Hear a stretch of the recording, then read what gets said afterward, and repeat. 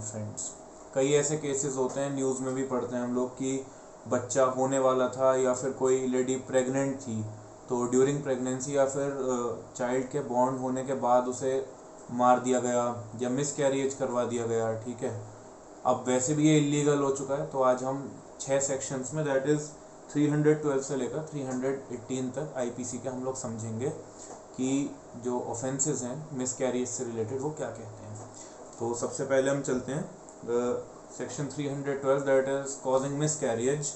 कहता है अगर कोई भी इंसान वॉलंटरीली यानी अपनी मर्जी से किसी भी औरत को, किसी भी वुमेन को फोर्स करता है मिस कैरेज कराने के लिए या फिर उसका मिस कैरेज कराने में सपोर्ट करता है। ठीक है, अब चाहे वो ऐसा हो कोई कपल हो और गलती से प्रेग्नेंट हो जाए, अनमैरिड कपल हो, वो भी इस सेक्शन के अंदर फॉल करेंगे।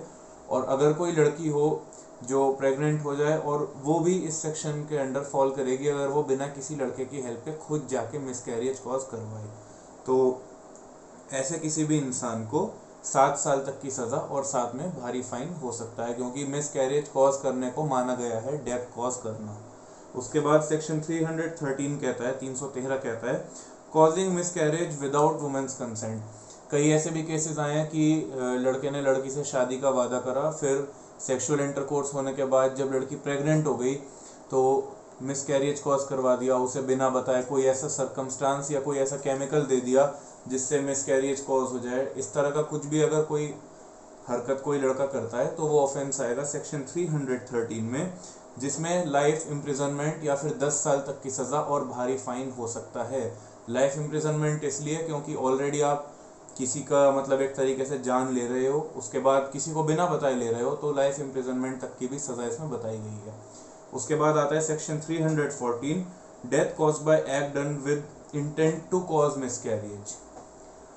अगर कोई लड़का जो सेक्शन 313 में बताया ऐसा कोई भी काम करता है जिससे किसी लड़की को बिना बताए वो कोई ऐसा सर्कमस्टांस देता है या कुछ भी, माना पेट पे लात मारता है, कोई भी ऐसा एक्शन करता है जिससे मिस कैरिएज कॉज हो जाए और उसका इंटेंशन होता है कि कॉज हो जाए मिस कैरिएज, पर होता क्या है, जो वुमेन है जो प्रेग्नेंट है उसकी डेथ हो जाती है, तो फिर इसे हम एक तरीके से मर्डर या कल्पेबल होमिसाइड के नज़रिए से देखेंगे और इसमें लाइफ इम्प्रिजनमेंट या फिर 10 साल तक की सज़ा भी बताई गई है। अच्छा, इसमें सेक्शन 314 में क्या बताया गया है, ये ज़रूरी नहीं है कि उस लड़के को पता नहीं था कि जी इससे डेथ हो जाएगी। अगर मतलब ये कोई डिफेंस नहीं होगा इसमें कि जी मुझे पता नहीं था, मैं तो मिस कैरेज करने चला था लेकिन डेथ हो गई, ये इसमें कोई डिफेंस नहीं होगा। उसके बाद आता है section 315, act done with intent to prevent child being born alive और to cause it to die after birth.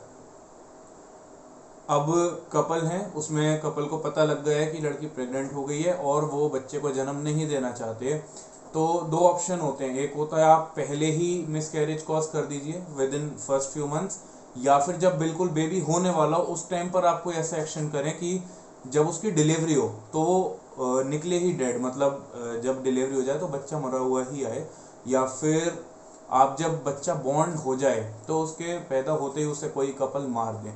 वो आएगा सेक्शन 315 में, जिसमें 10 साल तक की सज़ा और फिर से बहुत भारी फाइन बताया गया। इसके बाद आता है सेक्शन 316, ये हम बहुत ध्यान से समझेंगे, ये थोड़ा इंपॉर्टेंट और ट्विस्टेड है। Causing death of quick unborn child by act amounting to culpable homicide.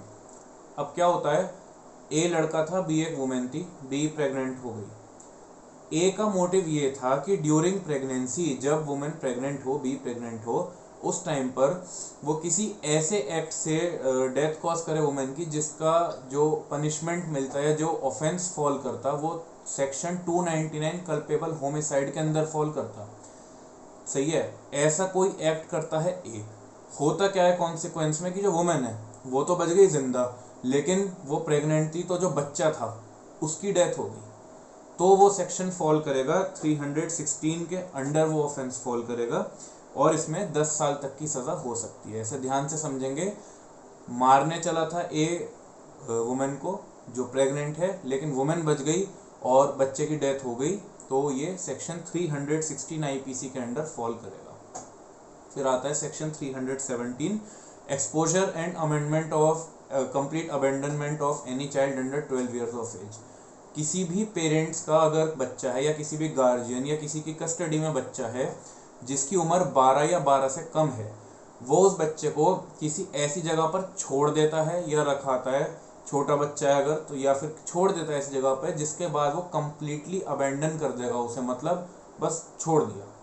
माना ए है, वो उसका बच्चा है, बी 8 साल का, वो उसे हिल स्टेशन ले गया और हिल स्टेशन पर छोड़कर कहता है मैं अभी आ रहा हूँ, और उसके बाद कभी आया ही नहीं उसके पास और बच्चे को एक जगह छोड़ के चला गया बस, वो इसके अंडर फॉल करेगा और ये इसमें 7 साल तक की सज़ा हो सकती है। लास्ट आता है सेक्शन 318, जो ये कहता है यदि concealment of birth bye secret disposal of dead body, अगर कोई वुमेन प्रेग्नेंट हुई, उसने चाहे मिसकैरेज कॉज करा, चाहे अनबॉर्न चाइल्ड ही डेड निकला, या फिर बच्चा जैसे ही हुआ वैसे ही उसकी डेथ हो गई, इस बात को कंसील करके बिना किसी को बताए उसकी डेड बॉडी को सीक्रेटली डिस्पोज कर दिया, तो ये आएगा सेक्शन 318 के अंडर। इसे भी ऑफेंस माना गया है जिसमें 2 साल तक की सज़ा होगी। तो आज हमने पढ़ा सेक्शन 312 से सेक्शन 318 तक ऐसे ऑफेंसेस जो इन्फेंट्स के या फिर अनबॉर्न चाइल्ड के मिसकैरेज से रिलेटेड थे। मैं उम्मीद करता हूँ आपको इस वीडियो से नॉलेज मिली होगी। अगर आपको नॉलेज मिली तो मेरे चैनल को सब्सक्राइब कीजिए। Thank you.